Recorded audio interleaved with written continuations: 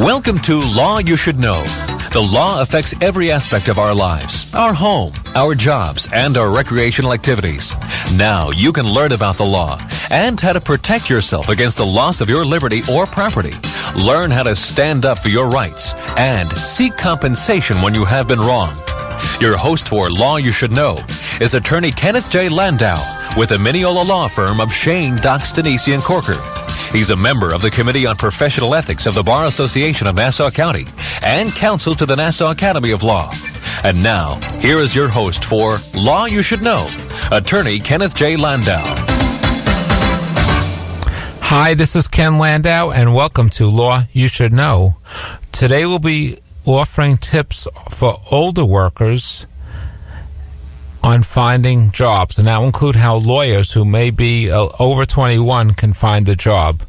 And if a lawyer is a baby boomer or older or almost a baby boomer, they may have some problems. So our guest is Diane Huth, and she's an expert on job hunting and a variety of other things, and she's the author of a book, Reinvent Your Career, and How to Beat Age Discrimination to Land Your Dream Job. So this applies to lawyers and other professionals and everyone else out there. Diane, welcome back to Law You Should Know. Why, thank you, Kenneth. It's wonderful to be with you and with your wonderful listeners. Okay, and is it harder today for older attorneys or older workers, and I'll say, let's say over 40 or over 50, and I know there are many people over 70 or 80 looking for jobs, is it harder for them to find jobs? Well, two things are happening. One, it's the lowest job unemployment in 50 years, so the overall market is doing well. However, many baby boomers have trouble because there is overt age discrimination, and it doesn't have to cripple you in your job search. You just need to know what it is and take steps to overcome it so that you're not unduly affected by it. And why do boomers at the same time need to work longer? Well, there's a real crisis. Number one is the changing demographics. When Social Security was enacted, the people who voted for it, their average lifespan was 47 at birth. Today, the average lifespan is in the 80s, 83. If you're a baby boomer today in your 60s, you are expected to live to between 83 and 85. So all of a sudden, you've got a much longer period of time to cover with savings and with not unemployment, Social Security. Also, half of all baby boomers, their savings were wiped out during the crash of 2007, 2008. So many of those people had to go back to work. They had no options because their money was affected by the market crash.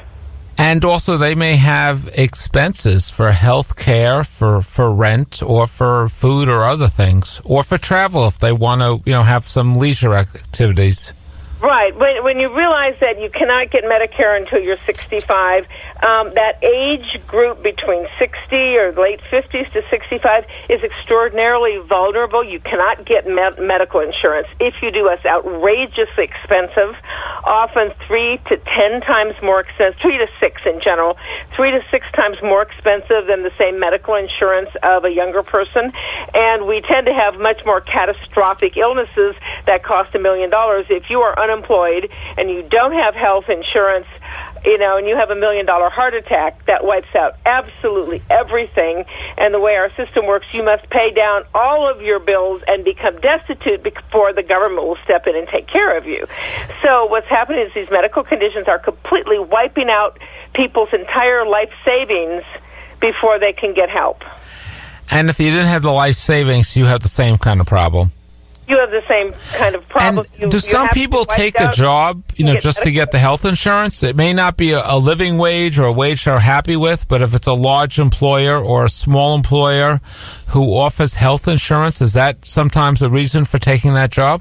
Many people are going to work simply because of group medical insurance until they reach 65. A lot of people are going to Starbucks. Starbucks allows part-time workers with 20 or more hours of, working weekly to get insurance. So you're going to see a lot of senior citizens back at Starbucks instead of just kids because of the insurance issues.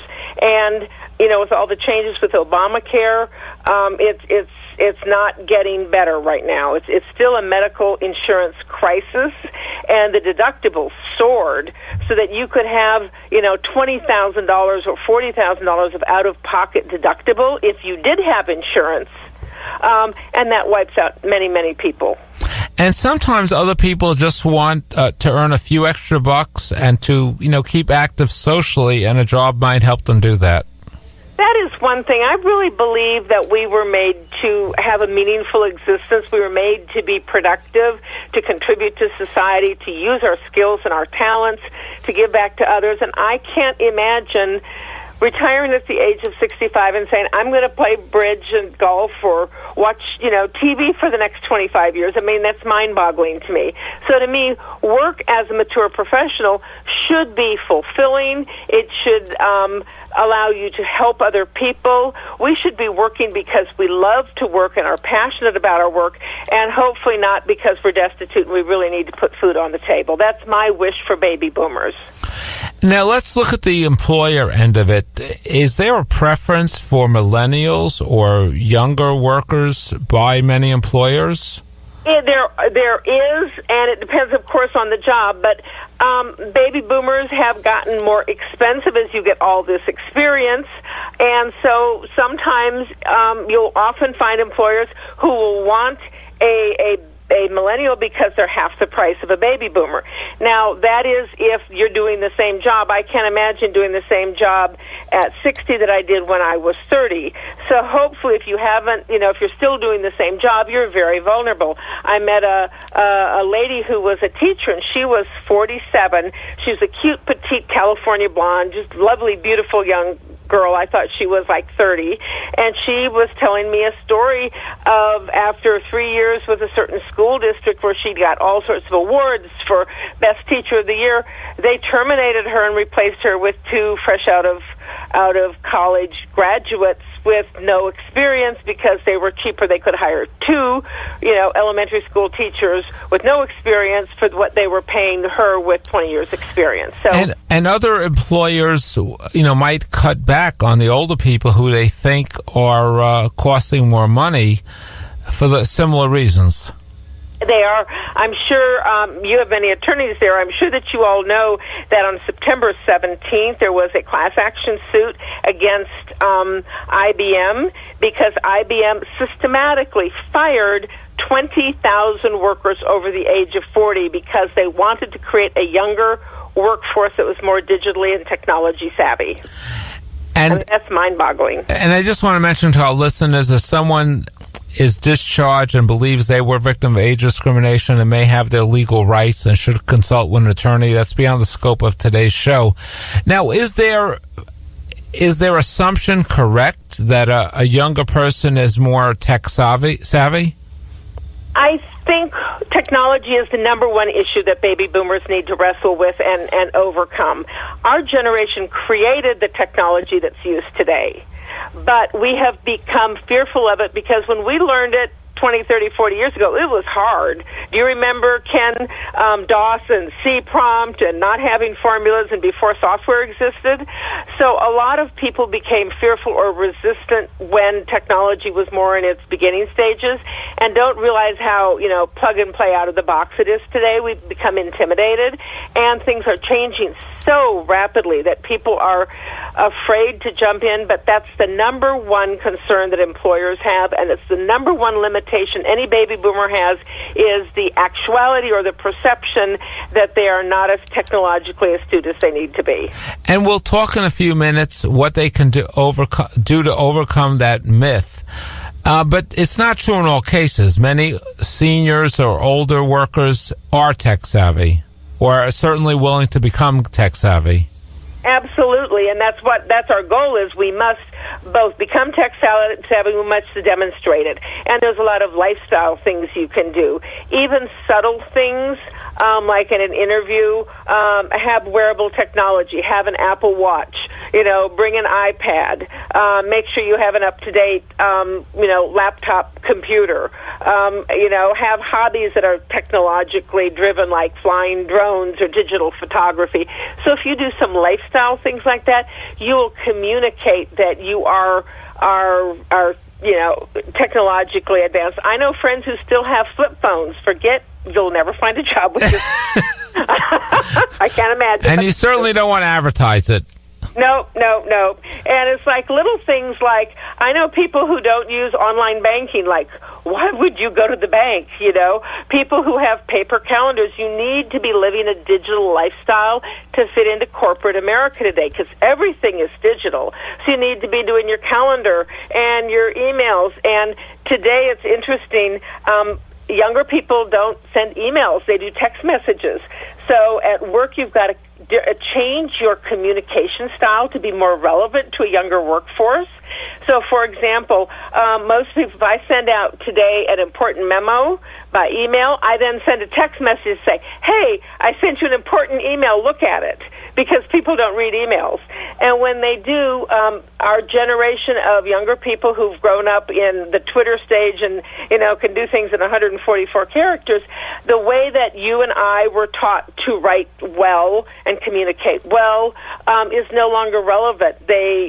I used to sit down, if there was a memo, I'm writing it for posterity, so I put absolutely everything you need to know in it. Today you don't do that. You just kind of put some bullets spaced apart with some bolds and some caps, and then say, kind of headlines, almost outlines, and say, if you want any more information, reach me, because people will not read a detailed memo today. And that's why even resumes have to be changed, and we'll talk about that in a moment. And so if someone's leaving voicemails and expecting someone's going to retrieve that and wait for that call to be returned, they might be waiting a long time. That's right. A lot of people don't even check their voicemails. You're better off sending a text message. You're really better off meeting people in person. And the older you are and the higher the salary you're looking for, the more important one-on-one communication is. So I believe, and I'm a strong proponent of networking. I believe that you should be going where your customers are, going where employers are. You should do social volunteerism. You should network with professional associations. I'm such a big fan of asking people, suggesting that you join your professional association, whatever it is. If you're a lawyer, there's the bar associations, there's legal societies, there's doing volunteer work, pro bono work, or things like that. I'm a marketer, so I'm on the board for the last 10 years of the American Marketing Association. If you're a nurse, there's nursing associations. If you're accountants, there's finance associations. Every industry has associations at a local level. And that's where you're going to meet the people who are going to hire you, because that's the people who are in the same field. So I really believe that you should network one-on-one and meet people and build a personal, strong professional reputation as a doer and a person who delivers and cares. You should be doing that at your professional associations and really showcasing your skills. And maybe someone who knows you can, give you a lead on a job and put in a good word for you. Oh, absolutely. Networking is where it is. Half of all jobs are unlisted today. Half go through the online job board and the digital, keyword search. You have to master that. But the other half are awarded to people through either a personal recommendation or somebody who knows you, because you hire people you know, like, and trust.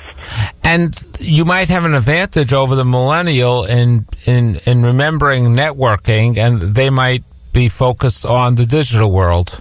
Absolutely. One of the biggest concerns that employers have today is that younger people cannot communicate professionally, concisely, and they can't communicate on the phone, and they can't communicate one-on-one. They're real good at texting, but they have problems sitting down in a meeting, having an attention span, or talking, or having some of the social graces and having the effective communication skills of a seasoned professional who was brought up with, rigid grammar rules. We all learned grammar and correct spelling and correct word choice years ago. And that is one of our strengths as a mature professional, is our ability to communicate face-to-face and verbally and in writing very strongly. And so if you can demonstrate that in a text, that might help you get your foot in the door. Yes. Okay, we have to take a short break now. When we return, we'll continue our discussion with Diane Huth, and she's the author of Reinvent Your Career and How to Beat Age Discrimination. You're listening to 90.3 WHPC, the voice of Nassau Community College, also over the internet at nccradio.org. We'll be back in a moment. This program is brought to you by Nassau Community College, which offers a paralegal studies program. Students can major in paralegal studies while earning their associate's degree, or earn a paralegal certificate if they already have a college degree. These programs can even help you start a second career as a paralegal. It's a program for anyone who wants to work in a law office assisting lawyers, the government, or a position in an insurance company. More information about full-time, part-time, days, evenings, weekends, or online courses is available by calling 516-572-7774 or by email at paralegal@ncc.edu. Once again, we continue with Law You Should Know. From the Mineola Law Firm of Shane, Dox, Denise, Corker, and Sauer, here is attorney Kenneth J. Landau. Hi, this is Ken Landau, and welcome back to Law You Should Know. We're interviewing marketing expert and also a career expert, Diane Huth, who's the author of Reinvent Your Career, Beat Age Discrimination to Land Your Dream Job, and she's the author of many other helpful and interesting books. Diane, you mentioned that the baby boomers have to be more. How can they be more appealing to younger employers? Let's say doing an interview. You mentioned before about the dress. What about the language they use or their tone in the interview? Well, I believe that we need to communicate very professionally. I think one of the things that people need to do is to act more useful. Older people need to walk briskly. We can't shuffle. We need to be, high energy. Employers have concern about energy levels. So you have to portray or express an adequate energy level. You also need to look as young as you can without looking silly is kind of my motto. And that includes things like getting rid of your glasses if you can, whether you choose to have cataract surgery and lose your glasses or go with contacts. You can bleach your teeth. A wardrobe makeover of some contemporary clothing and making sure that everything you wear looks fabulous.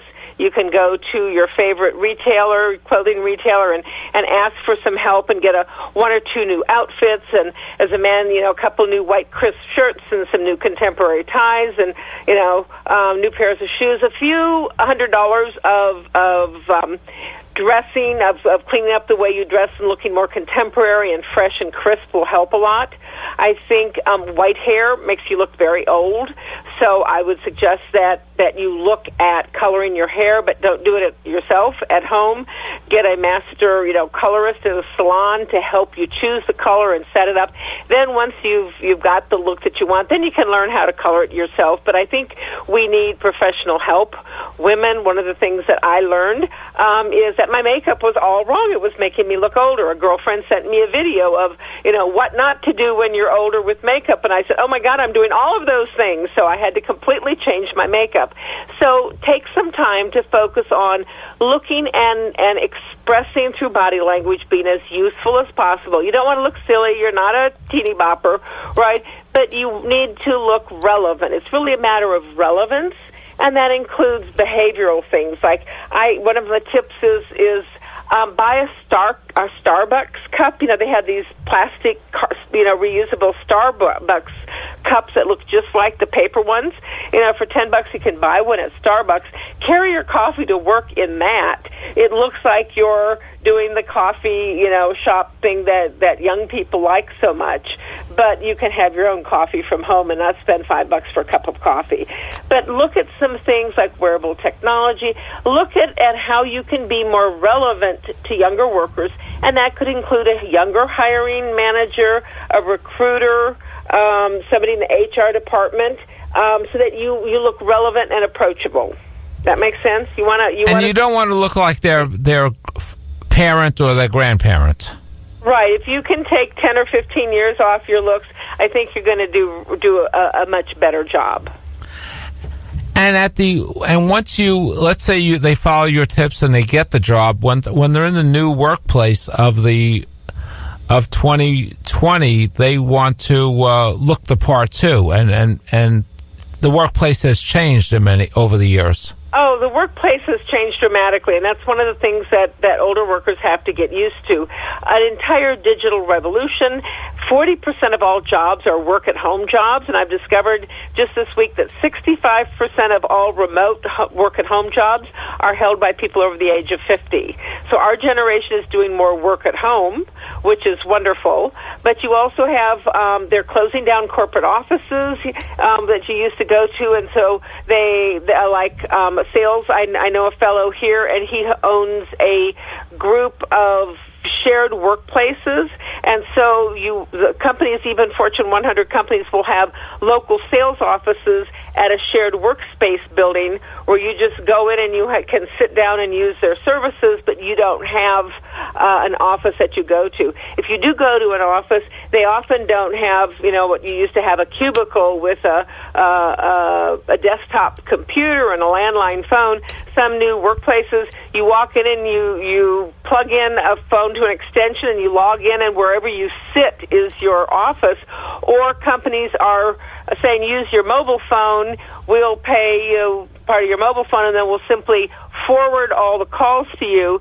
The day that you leave the company, they simply forward all the calls to somebody else. So there's a whole bunch of digital things that make the company different. They often don't have corner offices and private offices. People sit in bullpens or out in open, or you work wherever you want. With your laptop, you go and sit out on the patio and you do your work wherever you want. So things are shifting, so you just have to become more familiar and more comfortable with that and say, hey, this is a great opportunity, and learn to kind of roll with the punches and adapt to these new technological ways that work is changing. And just as you mentioned, the workplace has changed. There really are very few physical offices, and that there's not even cubicles these days. It could just be a big open space. Right, and if you go to like tech incubators, you just walk in, sit down, and it has Wi-Fi, so you don't have to plug into anything. There's cords to plug your thing in. Everything is done from your laptop, and so many of us can do all of our work from our mobile phone, our smartphone. I call it my personal office. It's with me everywhere. I'm going to Mexico on vacation. I'm going to run my business from my mobile phone for 10 days. And how can someone also get more acclimated and perhaps show off their ability to survive in the new workplace?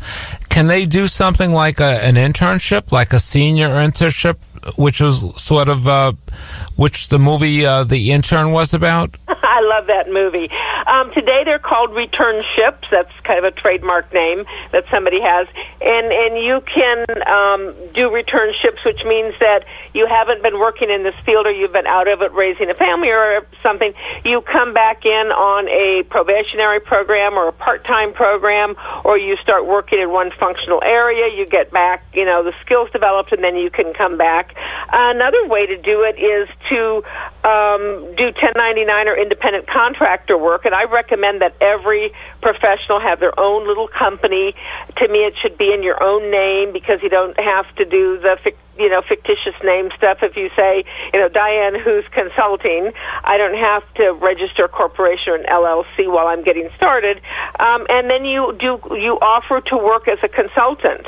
That allows you to bridge the HR department and go directly to the hiring manager, who's probably going to be more receptive to you, will be older than many of the junior people in the HR department, the junior recruiters, so that you won't have that age thing.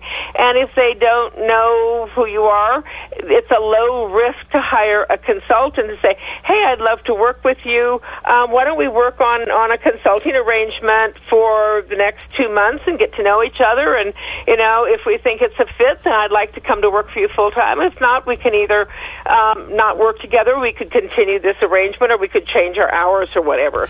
So you can offer flexibility that way.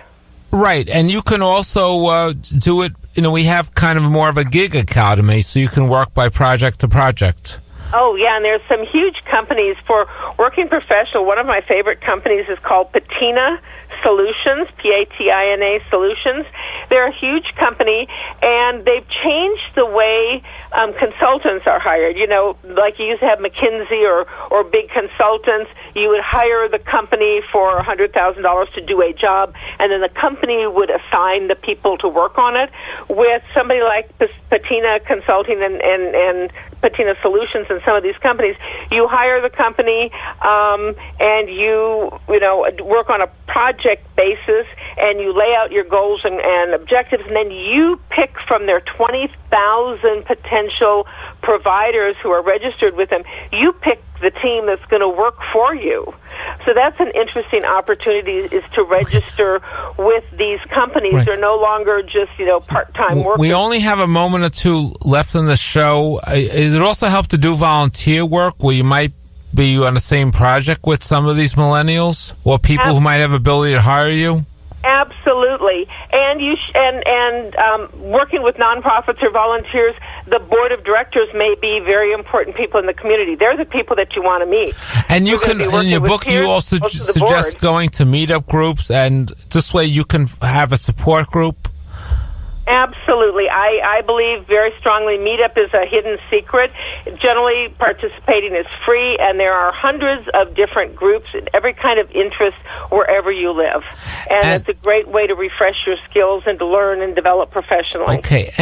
We just have time for one more question. Any other tips you'd like to offer on finding possible job leads?